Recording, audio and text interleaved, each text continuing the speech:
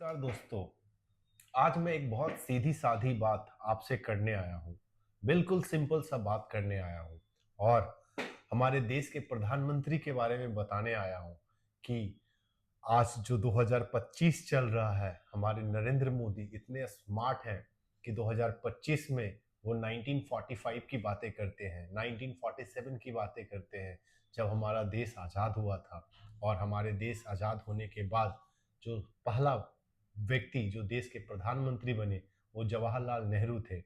तो हमारे जो देश के प्रधानमंत्री हैं, उनके हिसाब से जो सारी समस्याएं हमारे देश में अभी चल रही हैं, उन सब का जड़ जवाहरलाल नेहरू ही हैं। अभी भी आप इस चीज को माने या ना माने, आपकी लाइफ में जितने भी प्रॉब्लम्स चल रहे हैं, उन सब का दोषी जवाहरलाल नेहरू हैं।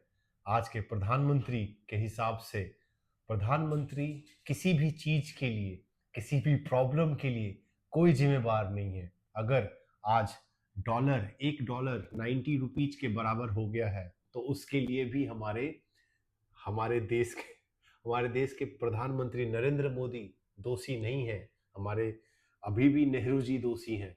इंडिगो का फ्लाइट लेट चल रहा हो, इंडिगो ने सारे फ्लाइट्स को कैंसिल कर दिया हो, तो who is responsible? Jawaharlal Nehru is responsible.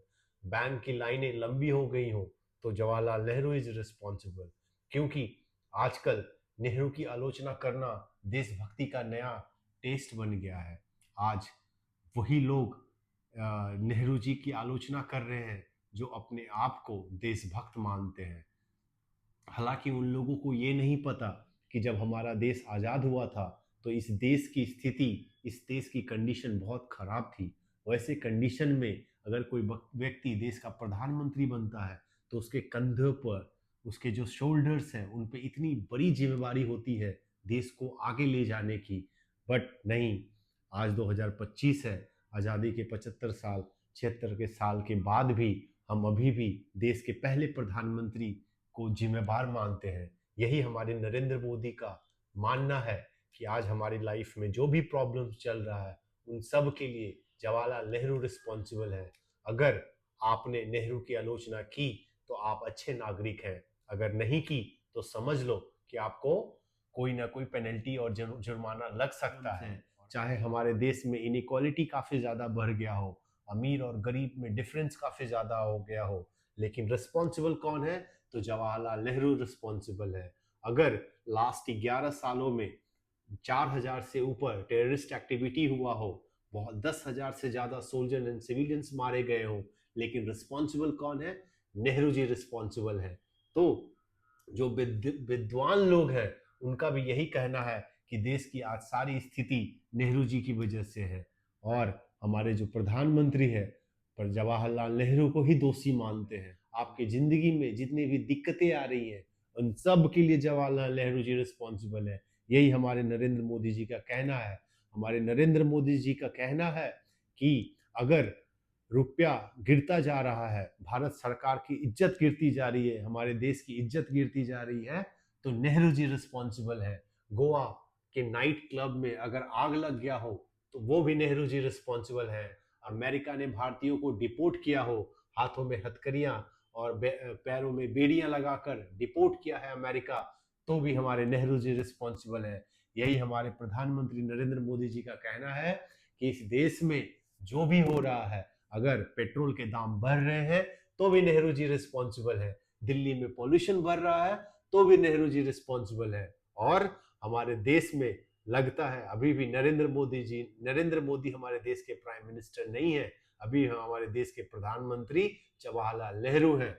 तो आप ये मान के चलो कि इस देश में जो भी प्रॉब्लम है, जो भी leader of opposition Rahul Gandhi ji आवाज उठा रहे हैं, वोट चोरी का मुद्दा उठा रहे हैं, ये सब की जिम्मेवार जवाहरलाल नेहरू हैं।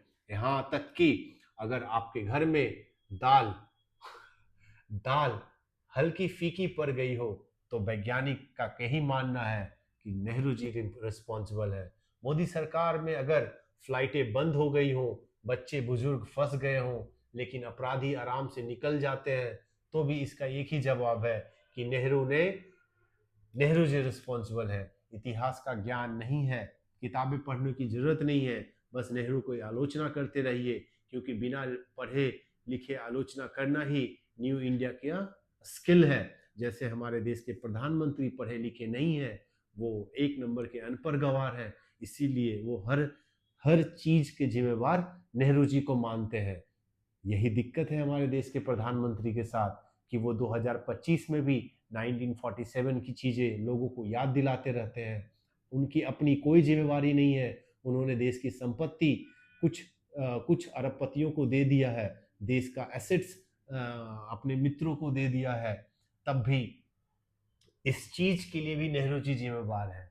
और इसीलिए हमारे प्राइम मिनिस्टर बोलते हैं कि आप सिर्फ और सिर्फ अगर किसी की आलोचना करना है तो जवाहरलाल नेहरू जी की आलोचना करो। जबकि जवाहरलाल नेहरू जी हमारे देश को बहुत सारी चीजें उस समय दे गई दिए जब हमारे देश को बहुत बहुत सारी दिक्कतें थी। उन्होंने बड़े बड़े आईएम्स बनाए, गेट बनाया, वेल बनाया, डीआरडीओ बनाया, डिफेंस को मजबूत किया। ये सारी चीजें नेहरू जी ने फाउंडेशन रखा था being a first prime minister of this country. लेकिन आज जो भी प्रॉब्लम है उन सब की जिम्मेवार हमारे नेहरू जी हैं। एयर इंडिया का फ्लाइट क्रैश कर जाए, एयर इंडिया के फ्लाइट में आग लग जाए, 250 से 300 यात्री मारे गए हों, लेकिन रिस्पॉन्सिबल सिर्फ और सिर्फ नेहरू जी हैं। यही हमारे प्रधानमंत्री का कहना है।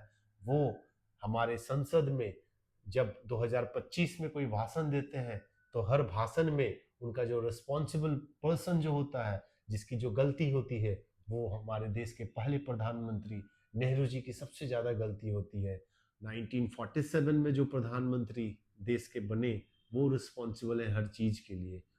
जबकि हमारे देश के प्रधानमंत्री जो पहले प्रधानमंत्री थे उन्होंने काफ़ी स्ट्रॉन्ग फाउंडेशन रखा।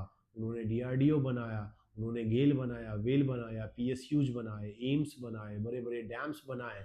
आज उन्हीं पीएसयूज को हमारे नरेंद्र मोदी बेचकर पैसा भारत सरकार को ले रहे हैं और बदले में उनको क्या दे रहे हैं? बेइज्जती दे रहे हैं, उनकी आलोचना कर रहे हैं।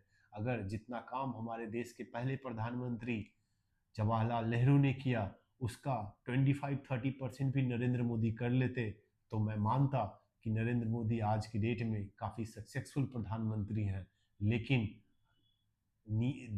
स्थिति ये देखिए कि हमारे प्रधानमंत्री को जब कुछ नहीं मिलता है तो वो नेहरू जी को गाली देते हैं। यही दिक्कत है हमारे देश के प्रधानमंत्री के साथ। जबकि